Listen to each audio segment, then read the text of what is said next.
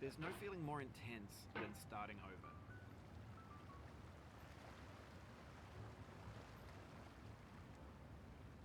If you deleted your homework the day before it was due, as I have, or if you left your wallet at home and you have to go back after spending an hour in the commute. If you won some money at the casino and then put all your winnings on red but it came up black. If you got your best shirt dry cleaned before a wedding and then immediately dropped food on it. If you won an argument with a friend and then later discovered that they just returned to their original view. Starting over is harder than starting up. If you're not ready for that, like if you've already had a bad day, then what you're about to go through might be too much. Feel free to go away and come back. I'll be here. Alright, thanks for coming with me on this trip. I'll understand if you have to take a break at any point. Just find a safe place to stop and quit the game. And don't worry, I'll save your progress, always, even your mistakes. This game is a homage to a free game that came out in 2002, titled Sexy Hiking.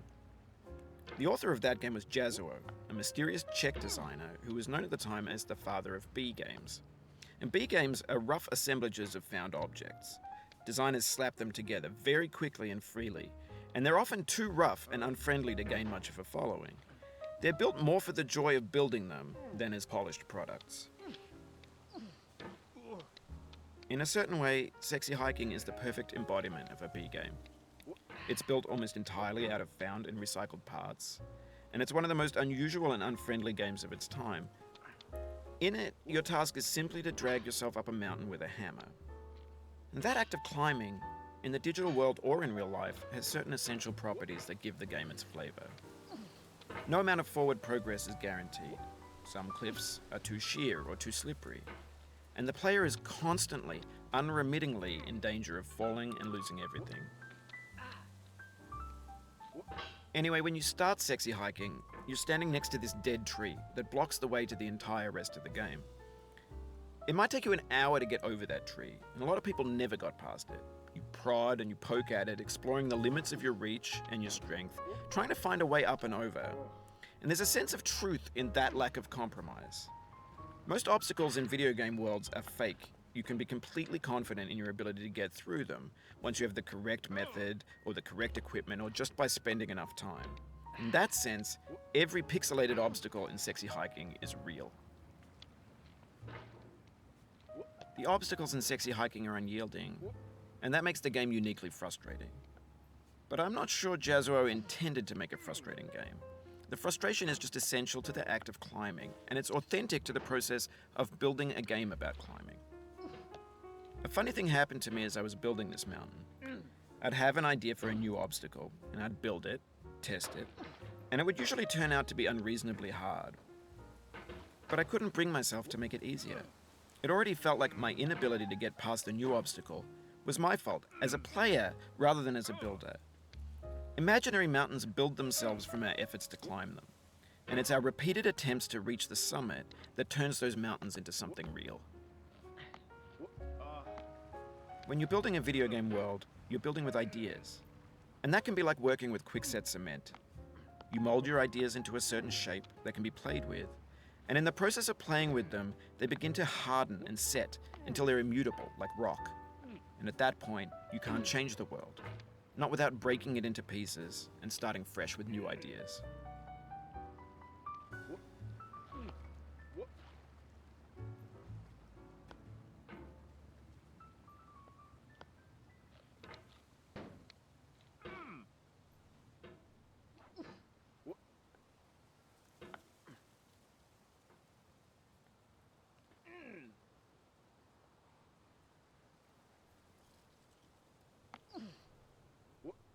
Oh, you just lost a lot of progress. That's a deep frustration, a real punch in the gut.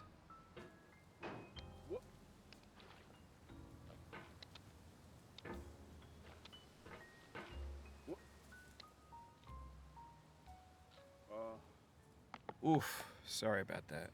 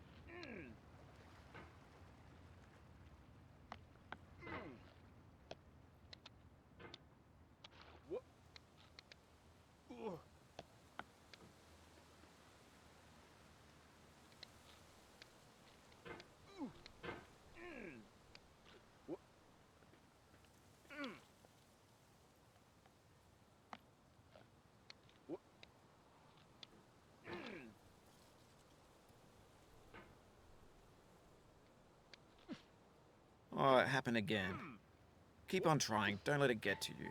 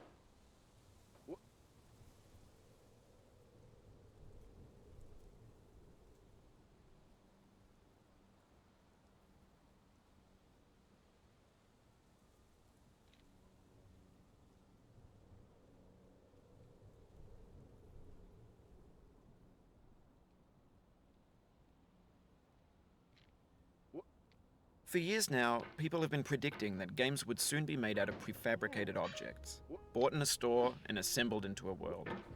And for the most part, that hasn't happened, because the objects in the stores are trash. I don't mean they look bad or that they're badly made, although a lot of them are. I mean they're trash in the way that food becomes trash as soon as you put it in the sink. Things are made to be consumed and used in a certain context, and once the moment is gone, they transform into garbage. In the context of technology, those moments pass by in seconds.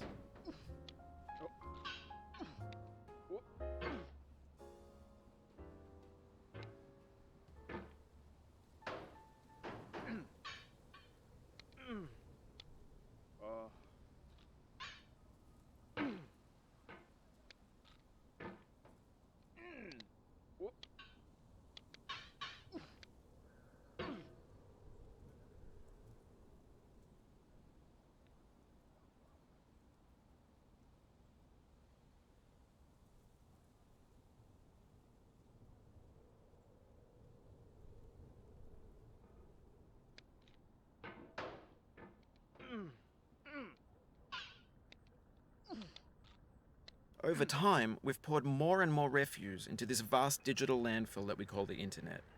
It now vastly outnumbers and outweighs the things that are fresh and untainted and unused.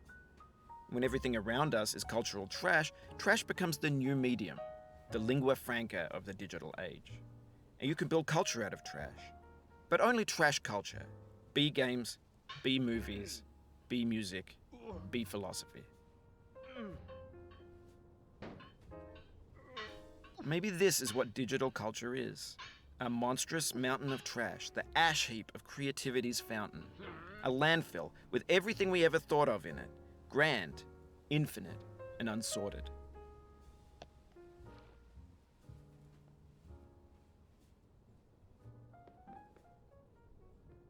There's 3D models of breakfast, Gen X's fanfic novels, scan magazines, green screen Shia LaBeouf, banned snuff scenes on LiveLeak. Facebook's got lifelike bots with unbranded adverts and candid shots of Kanye and Taylor Swift mashups, car crash epic failed GIFs, Russian dashcam vids, discussions of McRibs, discarded, forgotten, unrecycled, muddled, rotten, untitled. Everything's fresh for about 6 seconds, until some newer thing beckons, and we hit refresh. And there's years of persevering, disappearing into the pile, out of style, out of sight.